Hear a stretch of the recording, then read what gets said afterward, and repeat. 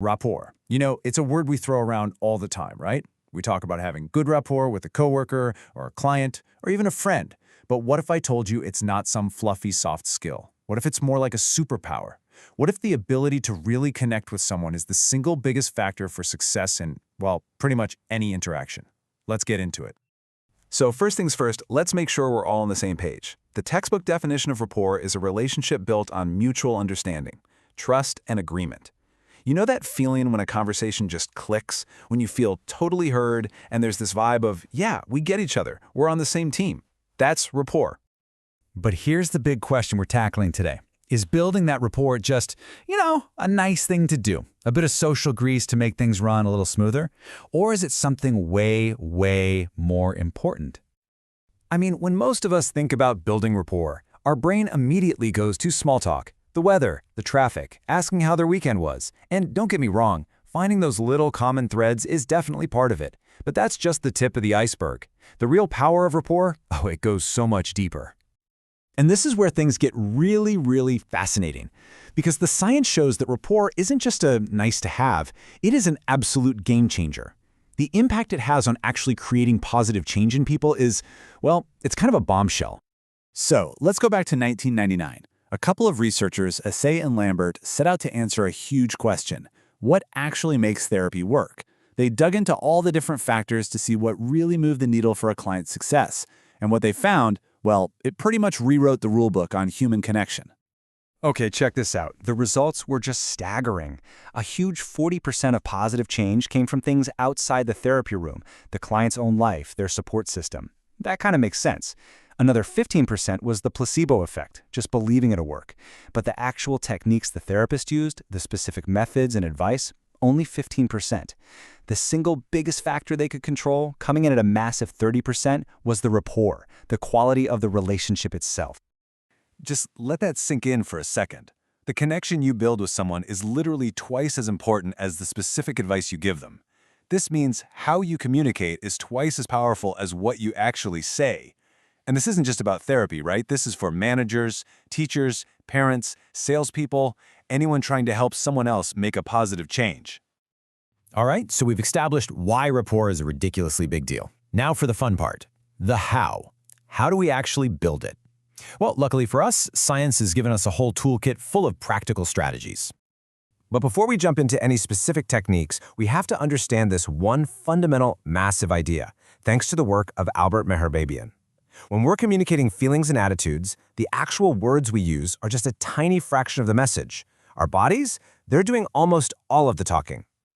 A whopping 55% of any emotional message comes through our body language.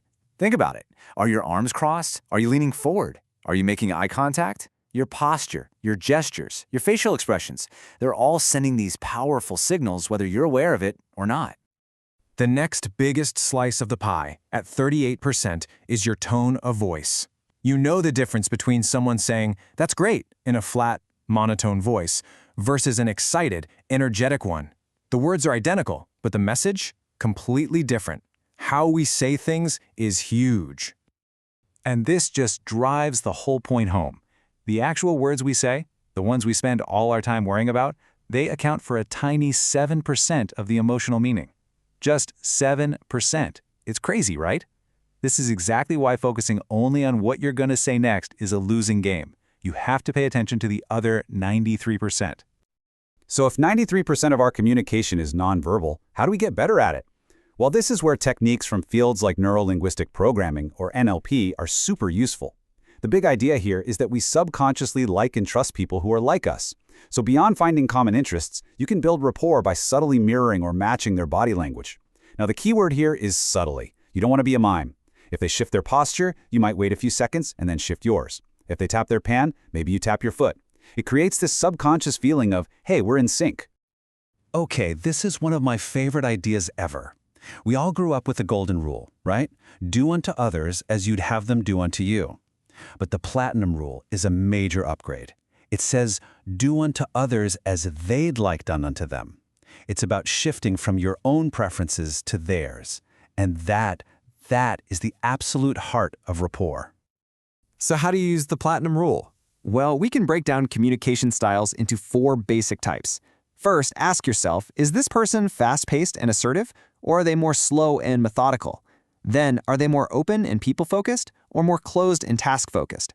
Once you figure that out, you can adapt. If you're with a fast, task-focused achiever, just get straight to the point. They'll appreciate it. But if you're with a slower, people-focused includer, you've got to take the time to build that personal connection first. Here's another great, simple model from Emily and Lawrence Allison, who wrote an amazing book on this stuff. Just remember, here. H is for honesty. Be direct. E is for empathy. Try to understand their core values, not just what they're saying. A is for autonomy. Respect their right to make their own choices. And R is for reflection, which is a powerful form of active listening where you repeat back what's important to them. And let's zoom in on that reflection piece, because it's so important. The SONAR model is a great way to do it. You start with simple reflections just to show you're listening. Then you can summarize their conflicting feelings to show you get the complexity. Critically, you do not argue, you just explore what they're saying. Then you can affirm their strengths and finally reframe what they've said to connect to their deeper values. This is how you make someone feel truly deeply understood. Now, this is all fantastic for face-to-face conversations. But let's be real, we live in a world of Zoom, Teams, and endless video calls. So can you actually build real rapport through a screen? The answer is a definite yes, but you have to be a little more intentional about it. Here are some awesome science-backed tips for this. First, your environment. Start with a warm greeting, not just jumping into business. And get this, research shows that having plants in your background actually makes people see you as more trustworthy. Then, think about your body. Keep your hands visible. It's a subconscious trust signal. And move back from the camera so people can see your torso and posture. And finally, get the tech right. Position the camera at eye level and make sure your face, especially your eyes, are well lit. These seem like small tweaks, but they make a huge difference. So look, we've covered a ton of techniques, models, and acronyms here. But it's so important to remember what the real goal is. This isn't about learning a script or performing a bunch of tricks. It's about a fundamental shift in your mindset. And this right here is the ultimate takeaway. Rapport is not about manipulation. It's not a rigid formula you follow to trick people into liking you. It is about genuine understanding. It's an adaptable skill that's all about one thing, making the other person feel truly seen, heard, and valued for who they are. When you make that your goal, the connection just happens. So I want to leave you with this last thought. Getting better at these skills isn't just about being more successful at your job or in your personal relationships. Every single time you build genuine rapport with someone, you create this little bubble of trust and understanding in the world. And by doing that, one conversation at a time, you're not just making your own life better, you're actually making the whole world a slightly better, more connected place to be.